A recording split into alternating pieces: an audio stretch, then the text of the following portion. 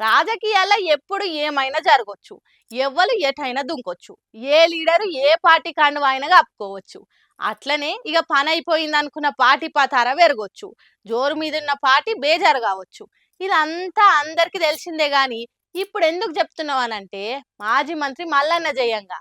మాజీ మంత్రి మల్లారెడ్డికున్న craze fan following గురించి పని కట్టుకొని చెప్పే అక్కరే లేదు. కార్ పార్టీ జోరు తగ్గి పవర్ల లేకున్నా గానీ మల్లన్న పతార మాత్రం పల్సగ్గాలే. ఇక ఇప్పుడు కొత్తగా వస్తున్న వార్తలు చూస్తుంటే మల్లన్న మళ్ళా పాత గుడికే పైన కట్టి కారు దిగి కండా మార్చుకొని సైకిల్ సవారీ చేయబోతుండని తెలుస్తుంది. కొన్ని వద్దుల సంది మల్లన్న మీద మస్తు ఆరోపణలు, కేసుల వార్తలు, ఆయన కాలేజీల కాడైతున్న పంచాదులు అన్ని చూస్తూనే ఉట్టిమి. రేపు ఇంకిన్ని కేసులతో కూడా మస్తుగా సతాయిస్తారని రందిలు ఉండటం మల్లన్న. ఇక ఇదే టైంలో టీడీపీ ఏపీల పవర్లకు వచ్చి బాబు సార్ సీఎం అయ్యే వరకలా తెలంగాణలో కూడా మళ్ళా పార్టీకి జీవగంజి పోసి పసుపు పార్టీకి పాత వైభవం ఇద్దామని చూస్తున్నారట. మరి ఒకప్పుడు పార్టీలో పనిచేసిన పాత లీడర్ అయినా మల్లారెడ్డి మీదికెళ్ళాడు. సోషల్ మీడియాలైనా బయట అయినా మంచి క్రేజు ఓ రేంజు ఉండనే ఉండే. అందుకే నువ్వు మంచి రోజు చూసుకొని పసుపు పార్టీ కండువ కప్పుకోగానే మేము కుంకుమ బొట్టు పెట్టి తెలంగాణ టీడీపీ అధ్యక్షుని కుర్చీలో కూర్చోబెడతామని మల్లారెడ్డికి మనసును పట్టని మాట చెప్పిరట.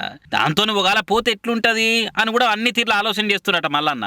కేసుల బుగులు లేకుండా ఉండాలంటే పోతేనే జర బెటరు. ఎందుకంటే బీజేపీతోని కలిసి టీడీపీ కూటమిలో ఉండే వరకలా అట్లా కూడా కలిసి వస్తుంది. అదిగాక ఏపీ సీఎం చంద్రబాబు చెప్తే తెలంగాణ సీఎం రేవంత్ కూడా ఇంటాడని దగ్గర తాను అనుకొచ్చిందట మల్లన్న. బాబు కూడా మళ్ళా తెలంగాణలో యాక్టివ్ అవుతాము, స్థానిక సంస్థల ఎన్నికల్లో పోటీ చేసే ఆలోచనలు కూడా ఉన్నాయని ఇదివరకే చెప్పే వాళ్ళు కూడా సీరియస్ గానే సీట్లు ఓట్ల గురించి ఆలోచిస్తారు. కాబట్టి మరి ఎట్లుంటదని పాలవర్లు కార్ పార్టీ కౌన్సిలర్తో చర్చలు జరిపిండని కూడా వస్తుంది. కానీ ఇదే ముచ్చట మల్లన్న అడిగితే మాత్రము ఇదంతా తప్పుడు ప్రచారము అని ఖండాలో ఖండిస్తున్నాడు. మరి ఇక పోయేదాకా మనసులో ముచ్చట బయట తెలియొద్దని పైలం పడుతున్నాడా ఏమో తెలియదు. కానీ ఇంకొన్నొద్దులు ఆగితే ఏదో ఒకటి ఎక్కడదక్కడ తెలిపోతుంది ఇక.